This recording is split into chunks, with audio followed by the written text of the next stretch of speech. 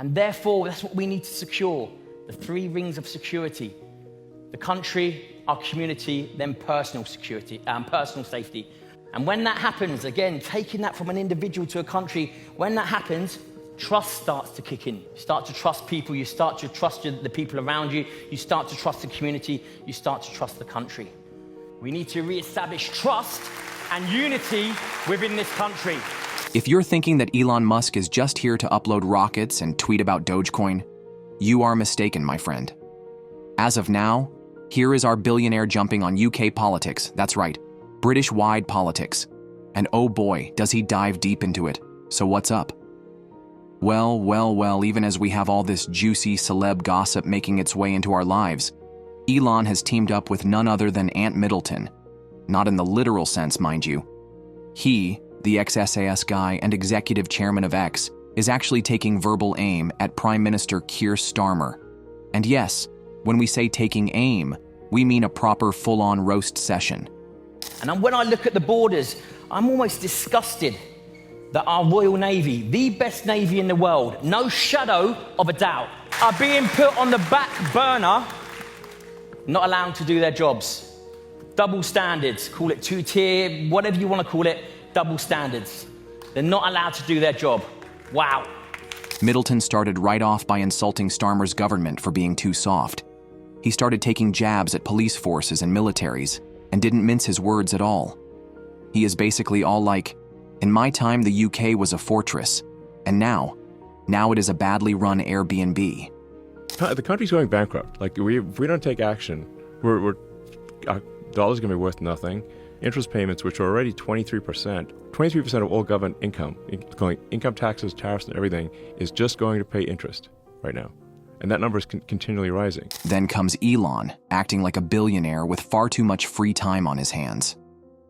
It is all about keeping borders tight, lowering taxes, and less government interference. Starmer tweeted, "We will not tolerate attacks on mosques or on Muslim communities," to which Musk quite reasonably replied, "Shouldn't you be concerned about attacks on all communities?" Oh, this is great. Just imagine. It's Elon Musk telling a politician how to run the country. What next? Will he start giving tips to chefs for cooking? Yeah, Gordon, you should saute the onions. Here is where it gets really interesting. Elon went beyond that. He said Starmer should be, drumroll please, put in jail. By the way, the internet per usual is going bonkers. People are going, finally someone said it. And at the other end are those calling it a dangerously inciting rhetoric. I said it's quite simple. Now what I do with individuals, I bring them into a camp. I close those gates. I close the gates and I make sure that no one comes in unless they benefit the environment. This is so Ant. He's going for a no prisoners approach. He's breathing the culture and national identity rhetoric as though he's about to star in a Churchill biopic. According to him, the UK needs to close the gates and fortify the camp. When the poison of the far right leads to serious threats to Jess Phillips and others, a line has been crossed. I enjoy the cut and thrust of politics, the robust debate that we must have, but that's got to be based on facts and truth, not on lies. Meanwhile, Kier, as always, is trying to keep it classy. He's out there, responding to Elon's tweets with the classically British, "I'm not mad, I'm just disappointed."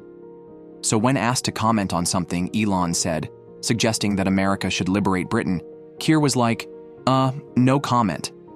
Let's be honest, that's code for, what is this guy smoking? You get taxed on what you own, you get taxed on what you buy, and you get taxed on what you own.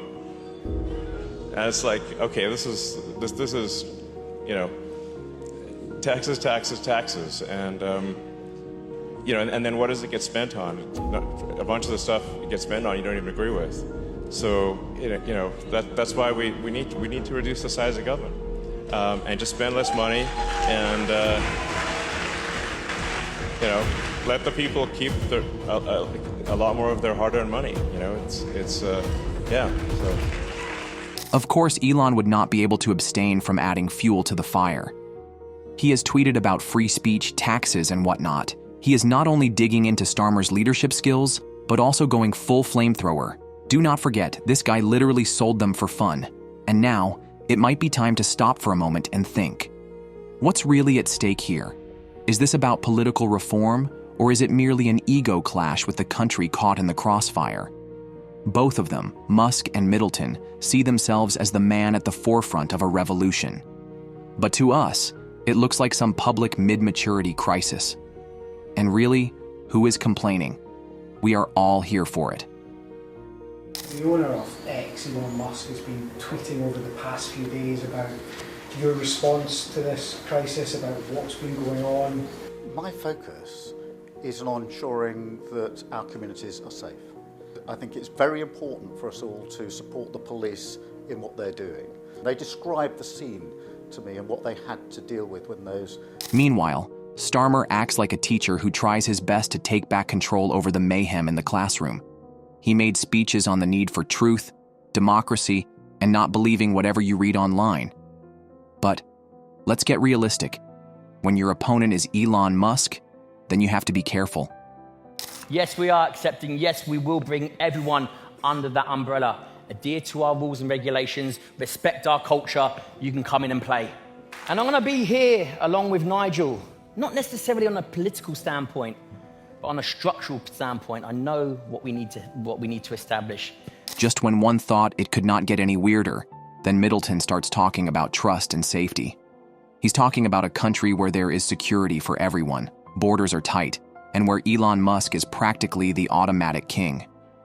Nice thing, but let's not keep our hopes too high. Unity is a hard sell.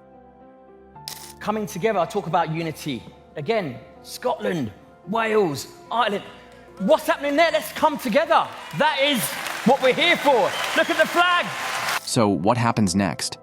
Starmer's trying to act composed, Musk is probably writing another tweet, and Middleton, fairly difficult to say what he is up to. What I want to do over the next 4 years is help Nigel and his team get them ready for that next political push. And I dip in and out, I travel so much, and when I look back in, I am extremely concerned. Who knows? But needless to say, this whole controversy has gone beyond policy by now. It's a drama with a cast comprising a billionaire, a SAS veteran, and a prime minister wishing he was on a long holiday. To us, we are purely here for amusement. Whether you are Team Musk, Team Starmer, or Team Middleton, it is all entertainment gold. In the end, it doesn't matter who wins the argument. It is what this tells us about politics in the social media era.